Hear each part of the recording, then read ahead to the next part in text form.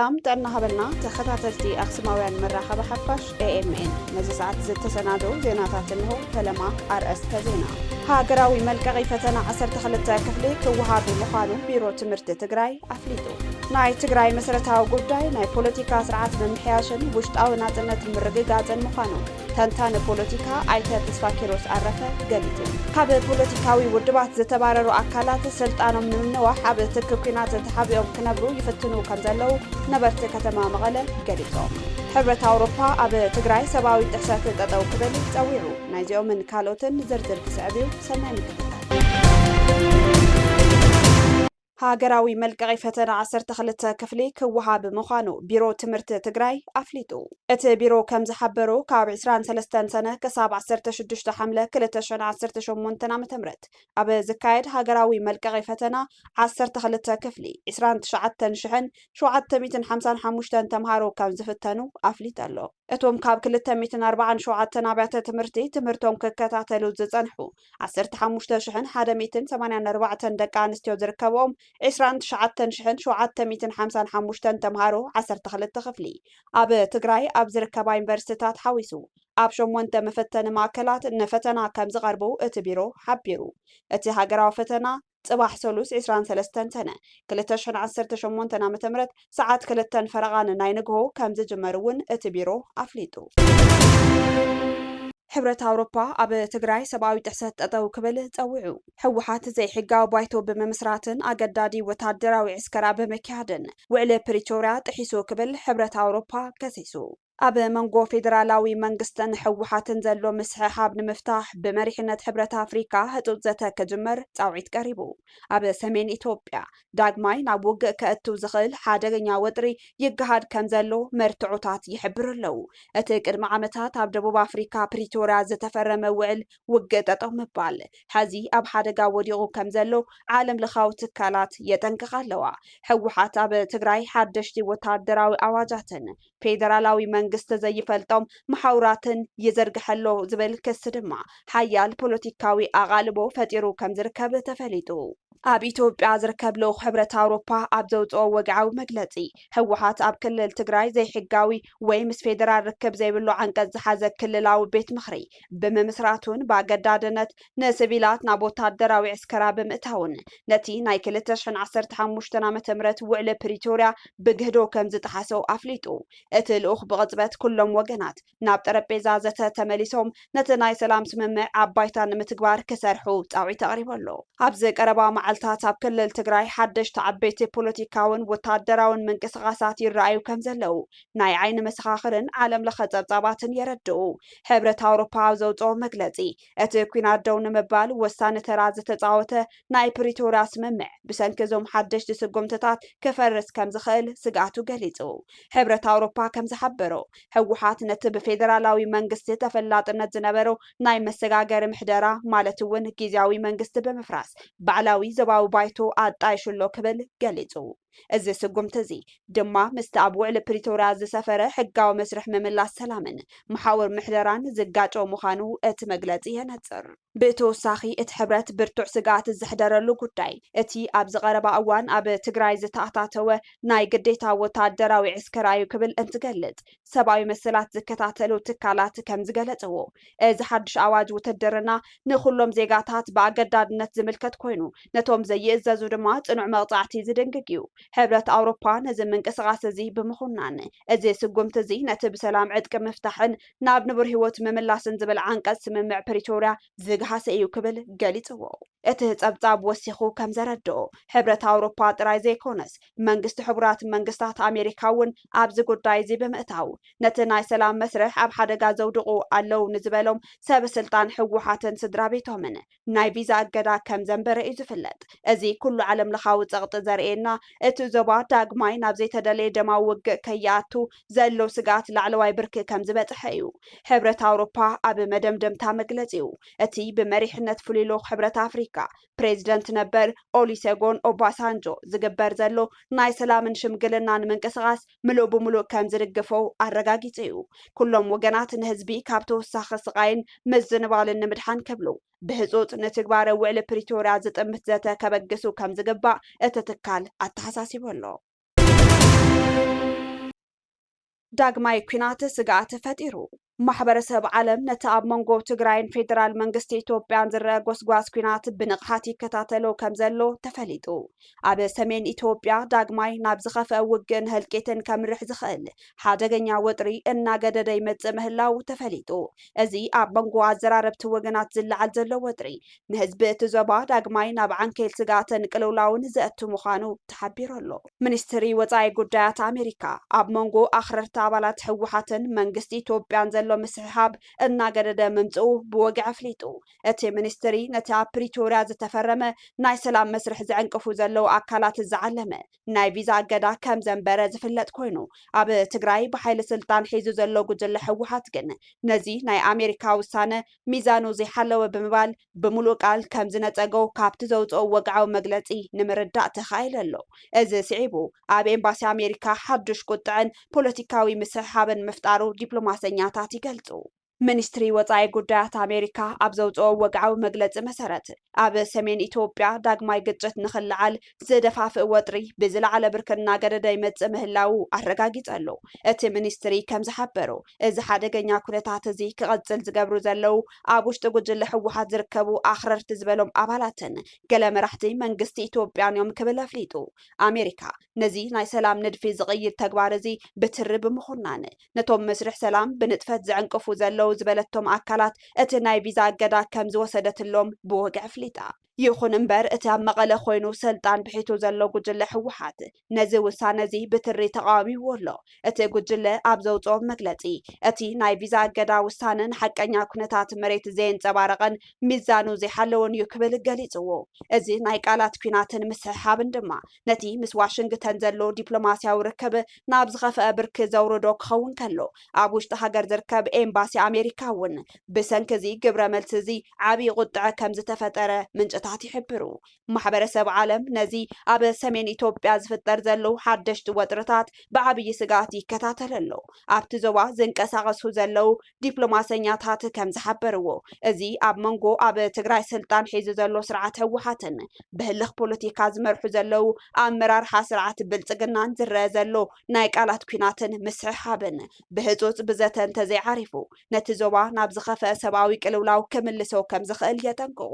ካብ ዝተፈላለዩ ናይ ውሽጢ ዓድን ኣህጉራውያንን ናይ ዜና ምንጭታት ዝረኸብናዮ ሓበሬታ ከም ዘመልክቶ እቲ ህዝቢ ገና ካብቲ ዝሓለፈ ናይ 2 ዓመት ደማዊ ውግእ ከይሓወየን እኹል ሰብኣዊ ሓገዝ ከይረኸበን ከሎ እዚ ሓድሽ ወጥሪ ምልዓሉ ኣብቲ ህዝቢ ተወሳኺ ናይ ስነ ኣእምሮን ማሕበራውን ፀቕጢ ፈጢሩ ኣሎ ዲፕሎማሰኛታት ብተወሳኺ ክልቲኦም ወገናት ካብ ኣዕናዊ ጎስጓሳት ተቆጢቦም ናብ ናይ ዘተ መኣዲ ክመፁን እቲ ብኣሜሪካን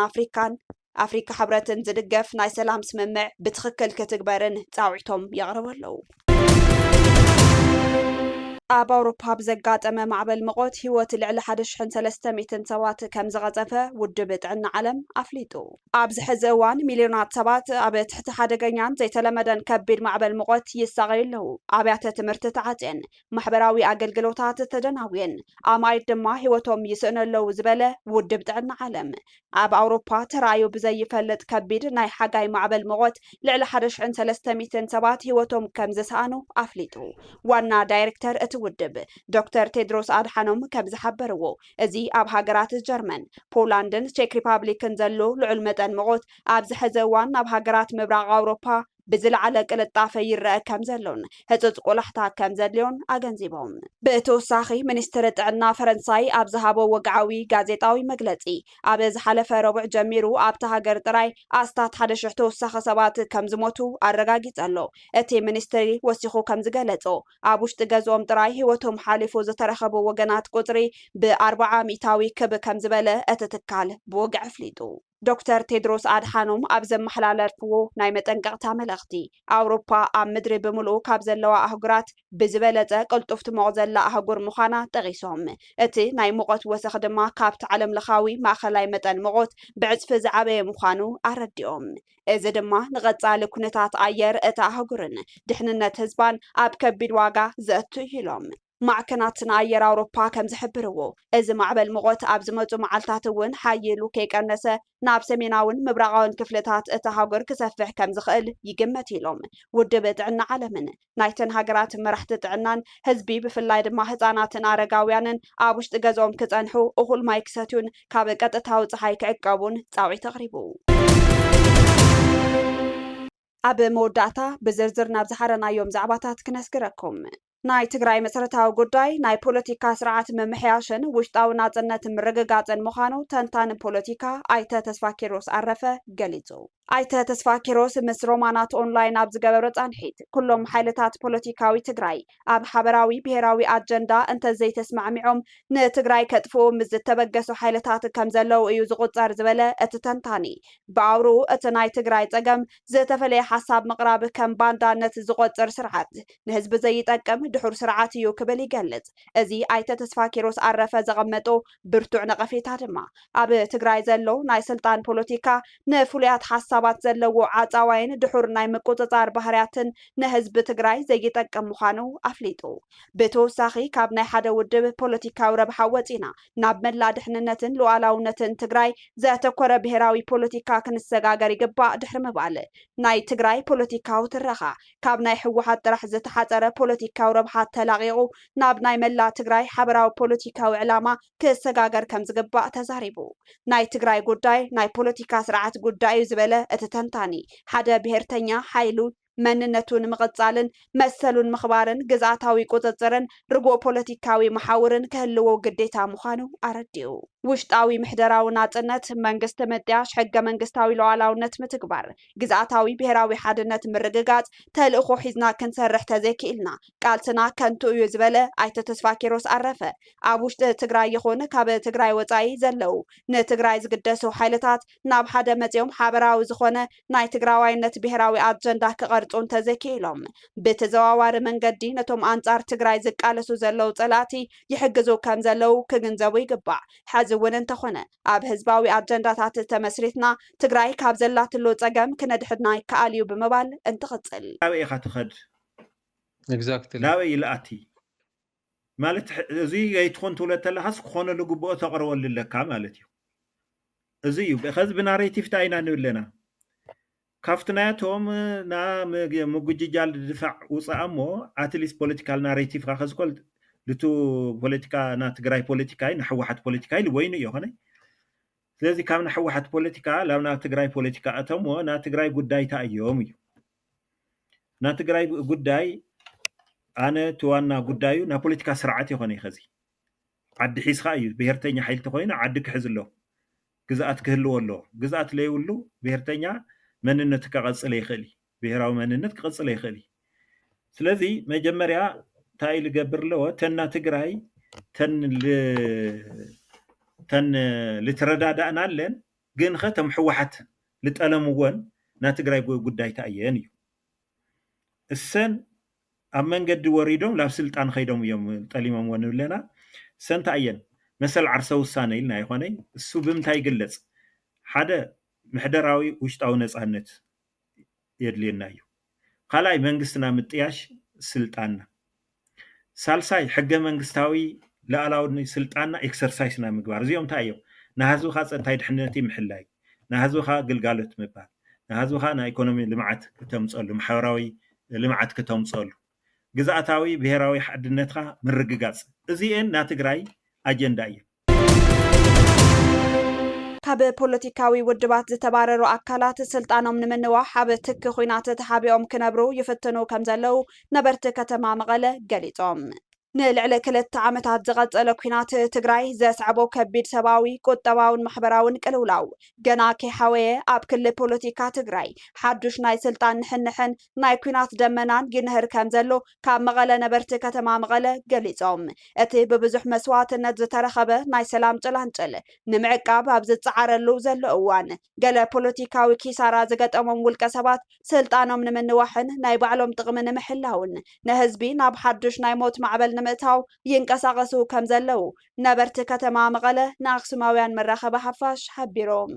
እቶም በኃይል ስልጣን ሒዞም ዘለው አካላትን ካብ ውድባቶም ዝተገለሉ ፖለቲከኛታትን መንስያት ትግራይ በኃይልና ተገደዱ ናብ ማዕከላት መዕለሚ ኩናት ዝዳጎንሉ ዘለው ሓቂ ብግሁድ ብምኽሓድ ንማሕበረሰብ ኣብ ዓብዪ ወጥሪ ይሸምዎ ኣለው። ነበርቲ ከተማ መቐለ ነዛ መልኪቶም ኣብ ዝሃብዎ ርእቶ እዞም ፖለቲካዊ ክሳራ ዝበፅሖም ጉጅለታት እኖታት ትግራይ ቀሲነን ከይሓድራን መንስያት ተማሂሮም ኣብ ዓዶም ሰሪሖም ከይነብሩን ዓብዪ ዕንቅፋት ይኾኑ ከም ዘለው ኣገንዚቦም። ነዚ ንምግታእ ህዝቢ ትግራይ ውዕሊ ሰላም ፕሪቶርያ ናብ መፈፀምታ ንምብፃሕን ገዶድ ዕስክርናን ኩናትን ንምክልኻልን ቃልሱ ከጠናኽር ፃውዒት ኣቕሪቦም። ነዚ ሓቂ ዘደግፉ ዓለም ለኻዊ ክያዶታት ድማ ሕብረት ኣፍሪካ፣ ሕብረት ኣውሮፓን ኤምባሲ ኣሜሪካን ውዕሊ ሰላም ናብ ንቡር ንክምለስ ኣብ ልዕለቲ ብሓይሊ ስልጣን ዝባሓተ ጉጅለ ፀቕጢ ይገብሩ ኣለው። እዚ ተግባራዊ ከይኸውንን መናእሰያት ክሞቱን ዝሰርሑ ዘለው ኣካላት ኣድላይ ዘበለ ስጉምቲ ክውሰድን ዝሓበሩ ነበርቲ ከተማ መቐለ ካብ ዝተፈላለዩ ፖለቲካዊ ውድባት